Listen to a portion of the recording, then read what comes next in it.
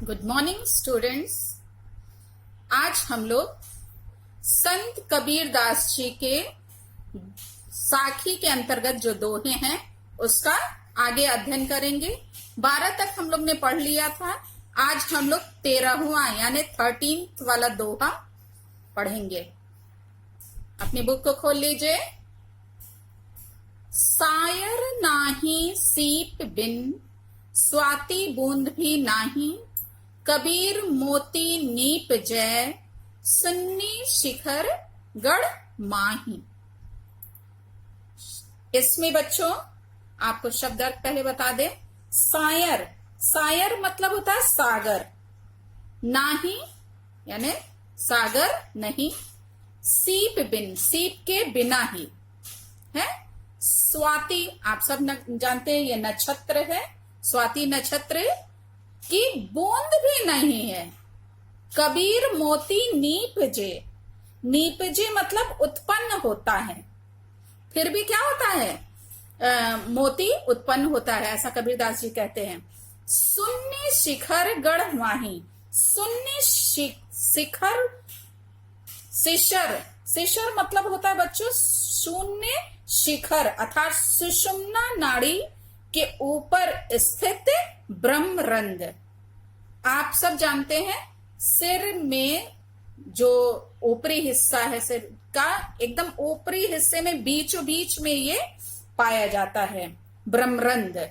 ठीक है, तो सुषुम्ना नाड़ी के ऊपर स्थित ब्रह्मरंध्र, इसका मतलब हुआ गढ़ माही। गढ़ मतलब होता है शरीर रूपी किला, गढ़ मतलब शरीर रूपी किला।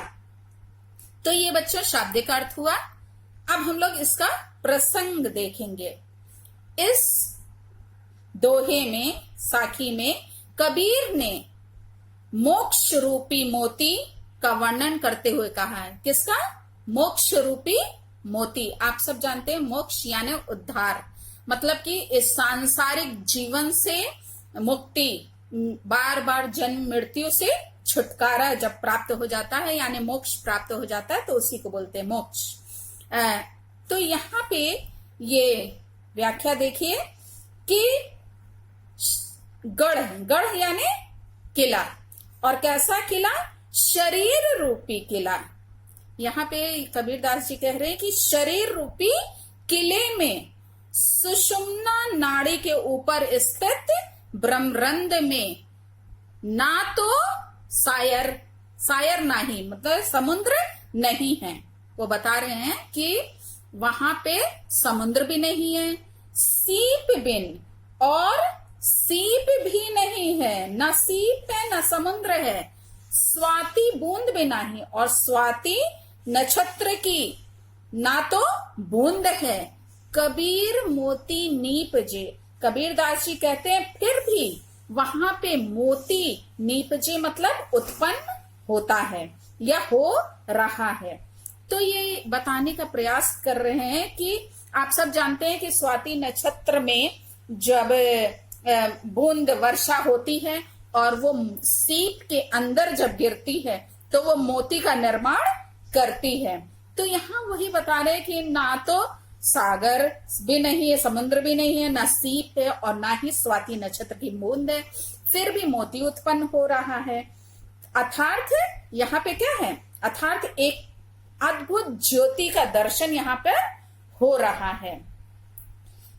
यहाँ पे जो है ये बताने का प्रयास कर रहे हैं कि ये जो ब्रह्मरंध्र है, जो मस्तिष्क का ऊपरी एकदम बीचों बीच का जो भाग है, वो एक ऐसा अद्वितीय स्थल है जहां पर समुद्र, स्वाति नक्षत्र की बूंद और सीप का अभाव होने पर भी क्या हो रहा है? मोक्ष रूपी मोती उत्पन्न हो रहा है।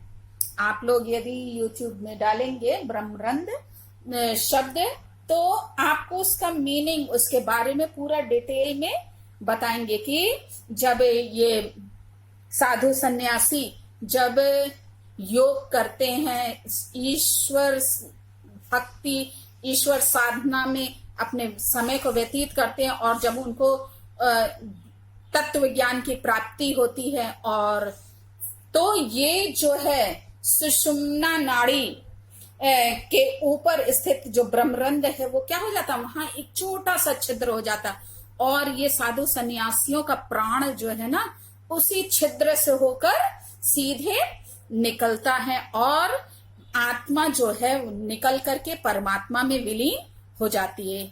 ये ऐसा उसमें वर्णन और बताया गया है। ये जो बौद्ध जो ज्यादातर योग और पूजा पाठ और मतलब कि साधना करते हैं, उन सब में ये ऐसा ये छिद्र जो है वो उत्पन्न हो जाता है। तो यहाँ पे इन्होंने बताने का प्रयास किया कि साधना के अंतर्गत जब कुंडलिनी जो है ऊपर उठकर सहस्रसार चक्र यानी तांत्रिक साधना में कुंडली के जागरण हेतु बताए गए जो 8 चक्रों में से अंतिम चक्र है उसमें मिलती है, तब क्या होती है, ज्योति को साक्षात्कार होता है। मतलब आत्मा जो है वो परमात्मा से मिल जाती है। और उसी का इन्होंने सुंदर वर्णन किया है कि यहाँ पे जो है मोक्ष रूपी मोती जो है कैसे उत्पन्न हो रहा है। नेक्स्ट है बच्चों इसका काव्यगत सौंदर्य देख लीजिए। इसमें भी आप लोग भाषा लिखेंगे पंचमेल खिचड़ी, रस भक्ति रहेगा। रस इसमें शांत रस नहीं लिखेगा, यहाँ क्या लिखेगा, भक्ति रस है, और दोहा छंद का प्रयोग हुआ है। नेक्स्ट है पानी हीते हिम भया, हिम हुए गया बिलाई, जो कुछ था सोई भया, अब कुछ कहा न जाई। पानी, यहाँ पे पानी हीते हिम, पानी मतलब जल, ठीक है, पानी। तय, तय मतलब होता है से। हिम भया, हिम यानी बर्फ, बर्फ बन गया। हिमते हुए बिलाई, और बर्फ जो है पिघल करके क्या हो गया, वो बिलाई मतलब विलीन हो गया, वो खो गया। और लिखा है जो कुछ था सोई भया, सोई मतलब वही हो गया, अब कुछ कहा न जाई, अब कुछ भी कहा नहीं जा सकता है। भया मतलब बच्चों होता है हो गया, भया मतलब हो गया, वही हो गया, जो कुछ था वही हो गया। यहाँ ये बता रहे हैं कि बर्फ जैसे उसको आप जमाइए, फिर उसके बाद वो क्या होता है, पिघलता है, और फिर वो क्या हो जाता है, बर्फ जो अपना रूप जो है वो खो देता, वो उसी में विलीन हो जाता है जल में ही। तो वही बताया गया है यहाँ पे। देखिए कि इसी प्रकार से जगत की उत्पत्ति, स्थिति और प्रलय को एक रूप में यहाँ स्वीकार कबीरदास जी ने किया है। तो आप प्रसंग लिखेंगे कि प्रस्तुत साखी में कबीर ने जगत की उत्पत्ति, स्थिति और प्रलय एक रूप में स्वीकार किया है। कबीरदास जी कहते हैं, व्याख्या कहते हैं कि परमात्मा रूपी जो पानी है, पानी को किसके समान बताया गया है, परमात्मा, परमात्मा रूपी पानी जमकर क्या हो गया है, आत्मा रूपी बर्फ बन गया। इसमें बच्चों आत्मा परमात्मा का है, इन्हें इसमें समझाने का इन्होंने प्रयास किया है कि जो जीवात्मा है, जो आत्मा है, वो क्या है, परमात्मा से ही निकल कर आती है और फिर परमात्मा में ही विलीन हो जाती है। मृत्यु के पश्चात वो क्या हो जाती है, परमात्मा में ही विलीन हो जाती। उसी का बर्फ के माध्यम से और जल के माध्यम से यहाँ स्पष्ट इन्होंने करने का प्रयास किया है। वो कह रहे हैं, आप लिखेंगे कि कबीरदास जी कहते हैं कि परमात्मा रूपी पानी जो है जमकर आत्मा रूपी बर्फ बन गया, फिर वही बर्फ जो है हिम में गया बिलाई, और वही बर्फ जो है पिघल करके पुनः क्या बन गया, पानी बन गया, और उसका जो बर्फ रूप है वो क्या हो गया, विलीन हो गया, खो गया। जो कुछ था सोई गया। आगे कह रहे हैं कि आत्मा परमात्मा में विलीन हो गई। इस प्रकार पानी का जो पहले रूप था यानी बर्फ रूप जो था, अब पुनः वही हो गया, अब कुछ कहा न जाई। वो कह रहे हैं कि अब उसके विषय में कुछ भी कहा नहीं जा सकता है। इसी प्रकार क्या है, जगत की उत्पत्ति है, संसार की उत्पत्ति, स्थिति और प्रलय में नाम मात्र का ही अंतर है। वस्तुता क्या है, तीनों का मूल रूप एक ही है। मोक्ष की भी यही स्थिति है और आत्मा परमात्मा की भी यही एक रूपता है। भाव यह है कि आत्मा जो है वो क्या है, परमात्मा का अंश है। अतः जीव की मृत्यु के पश्चात क्या होता है, आत्मा जो है परमात्मा में ही विलीन हो जाती है। इसमें बच्चों भाषा आप लिखेंगे पंचमेल, खिचड़ी, जो अलंकार है वो आप लिखिएगा अन्योक्ति अलंकार है। कौन सा है, अन्योक्ति। रस शांत रस है और छंद जो है दोहा छंद है। बच्चों ये बहुत मोस्ट इंपॉर्टेंट दोहा है, अक्सर परीक्षा में पूछा जाता है। अब हम लोग 15वें दोहे का अध्ययन करेंगे।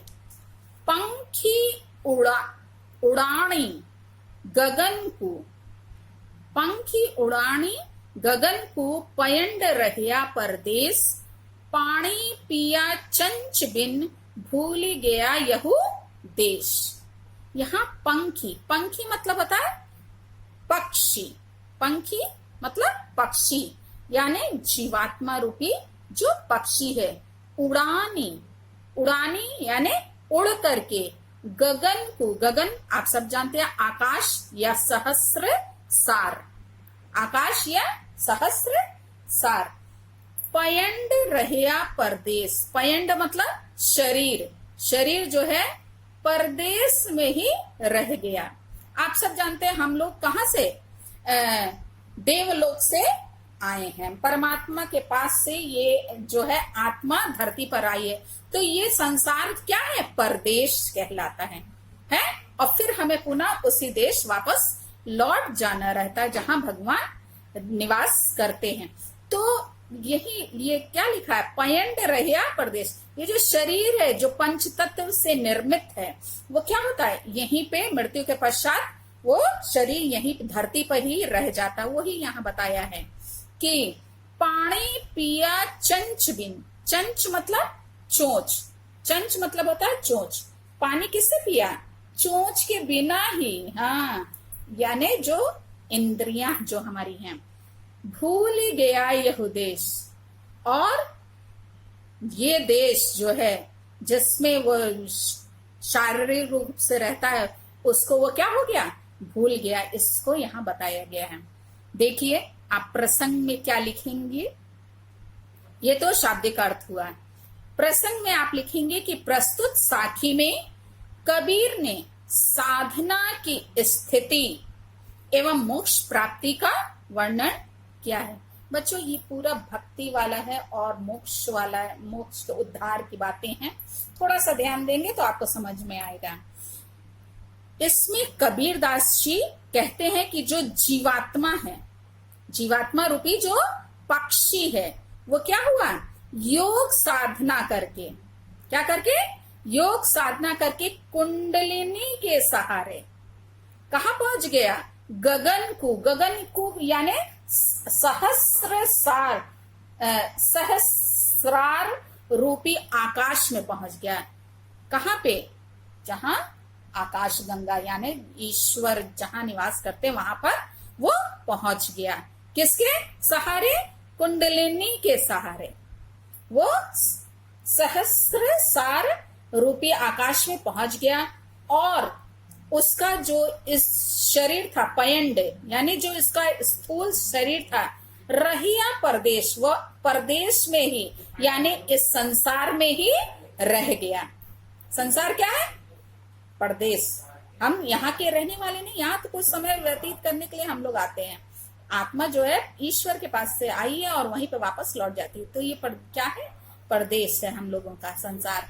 तो वही इस संसार में ही रह गया। आगे कह रहे हैं सहस्र सार में पहुंचकर उस जीवात्मा रूपी पक्षी ने क्या किया, पानी पिया।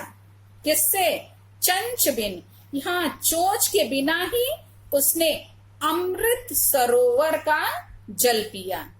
पानी मतलब पानी, और पानी कैसा है? अमृत सरोवर का जल है। ठीक है, अमृत सरोवर का जल पिया, और किसके? चंच के बिना, यानी इंद्रियों के बिना ही उसने अमृत सरोवर का जल पिया। और जल पीकर उसको जब अलौकिक ज्ञान की, आनंद की प्राप्ति हुई, तथा फिर वह इस देश को क्या हो गया? पूर्णता ही भूल गया। हाँ, फिर उसको ये देश याद नहीं रहा जिसमें शारीरिक रूप से उसने जीवन व्यतीत किया था। कहने का भाव यहाँ पे ये है कि जब परमात्मा की प्राप्ति हो जाती है, अलौकिक आनंद की प्राप्ति हो जाने पर जीवात्मा जो है वो सांसारिक मोह और माया के बंधनों में फिर बंधती नहीं है, वह तो पूर्णता ब्रह्मानंद में ही लीन हो जाती है। मतलब कि जिसको मोक्ष की प्राप्ति हो जाती है, जिसको ईश्वर का साक्षात्कार हो जाता है, वो फिर उसको ये सांसारिक जो बंधन है, जो सांसारिक मोह माया है, सांसारिक वस्तुओं की लालसा है, वो सब क्या हो जाती है? समाप्त हो जाती है, और वो परम आनंद में लीन हो जाता है।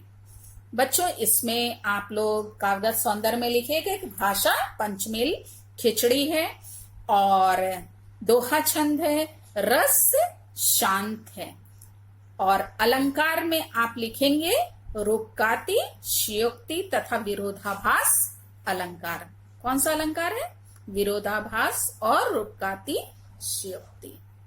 नेक्स्ट देखा जाए, पिंजर प्रेम प्रकाशिया, अंतरी भया उजास, मुखी कस्तूरी महमही, बाणी फूटी बास। ध्यान दीजिए, पिंजर, पिंजर मतलब होता है शरीर। पिंजर का शाब्दिक अर्थ क्या है? शरीर। प्रेम प्रकाशिया, प्रेम और प्रकाश आप सब जानते ही हैं। अंतरी भया उजास, अंतरी मतलब हृदय में, अंतरी मतलब हृदय में। मुखी कस्तूरी महमही, महमही मतलब जो होता है सुगंध आने लगी, कस्तूरी की सुगंध आने लगी। बाणी फूटी बास।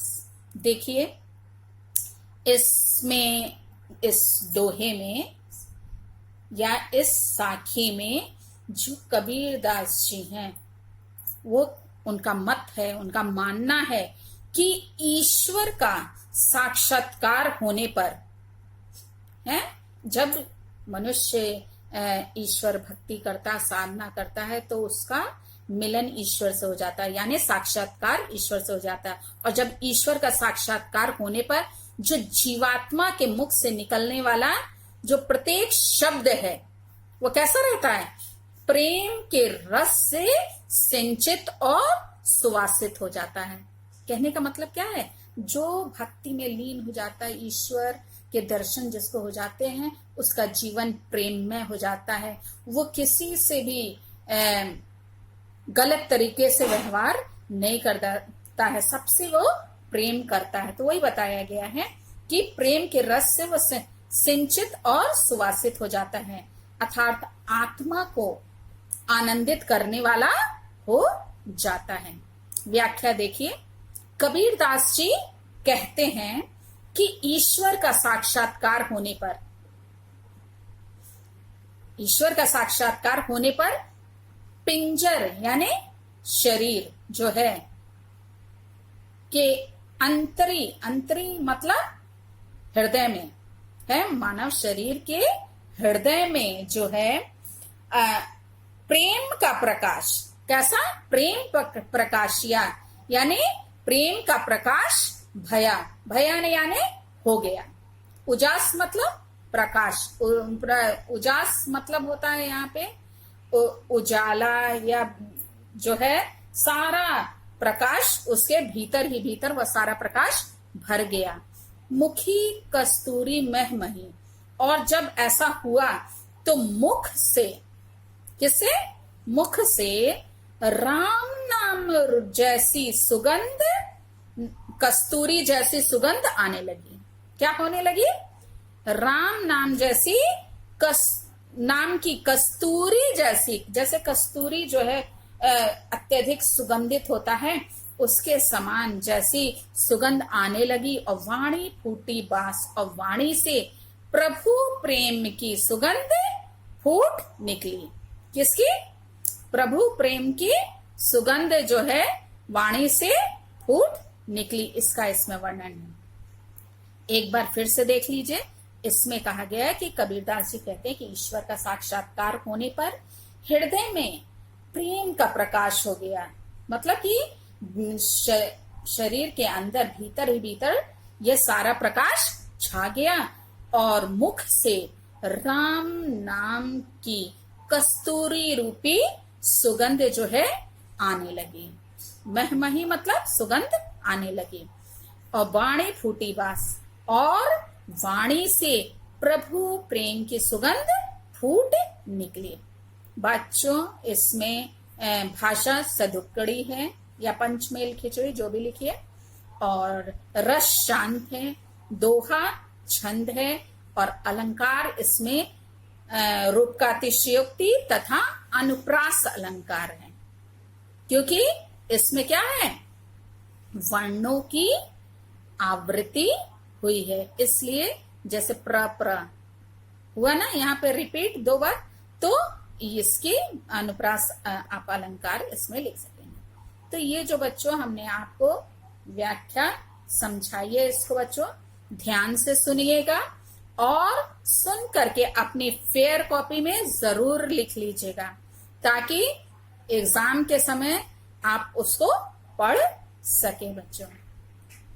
और हम जितना भी काम देते जा रहे हैं बच्चों, 2 रजिस्टर बनाइएगा। एक रजिस्टर रहेगा आपका गद्य और काव्य के जितने भी कार्य हम कराएंगे बच्चों, व्याख्या हुई या कुछ भी क्वेश्चन आंसर जो भी कराएंगे उसको कीजिएगा, और जो हमने पीडीएफ भेजा है गद्य साहित्य का, इतिहास का, उसको आप लिखिएगा। और एक दूसरा रजिस्टर बनाइएगा जिसमें आप संस्कृत और व्याकरण जितना भी हम कराएंगे वो उस रजिस्टर में कीजिएगा। और बार बार आप मैसेज करके इस बात को पूछते हैं, ये अच्छी बात नहीं है। वीडियो को ध्यान से सुनिए, क्या इंस्ट्रक्शन दिया जाता है। ब्लू पेन से लिखिएगा, डॉट पेन से आप लिख सकते हैं, और जो ब्लैक पेन से हेडिंग वगैरह आप लिखिएगा, और इंडेक्स जरूर बनाइएगा। Thank you.